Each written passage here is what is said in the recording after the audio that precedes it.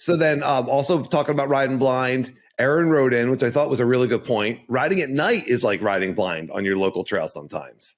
Yo, yeah, that's a really, really good point. Yeah, I mean, actually, we've talked about that, about one of the things that you can do to change up your ride is ride the trails backwards, but then riding at night, like absolutely.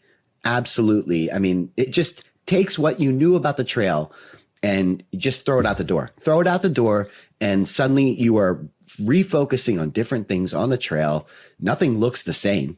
It's just a completely different expectation. And Aaron, fantastic point. Yeah.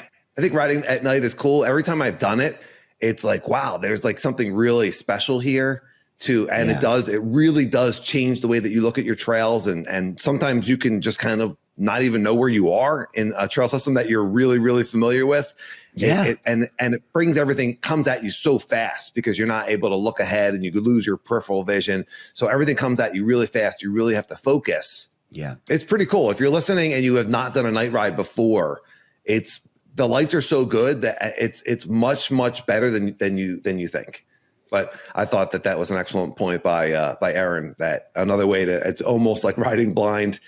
I don't know how much you'd be willing to open up the speed at night on some of these downhills. I think it's obvious you need a light on your bike. You put one on the front of your handlebars or something like that. The right move is actually to pair that with another light on your helmet, because if you put it on your helmet, then the light will be able to shine where you want to go. So the one that's on your bike is stationary. It doesn't move. It just goes to the front. But if your head swivels, now you can see around a turn, or you can point out other things. That second light will really make a huge difference. Yeah, I think the reason the second light is so good, there's multiple reasons the second light is so helpful. First of all, if you're out in the dark and you're on a trail and your first light, something happens to your first light that you run out of charge, or it's not charged, or it just breaks or something like that, you need to have another light. So you definitely need another way of getting out other than trying to hold onto your phone while you ride it. Yeah. And then the second point that you made about having the light on your helmet to be able to shine where you're going, so your handlebars aren't going to always be facing where you're going.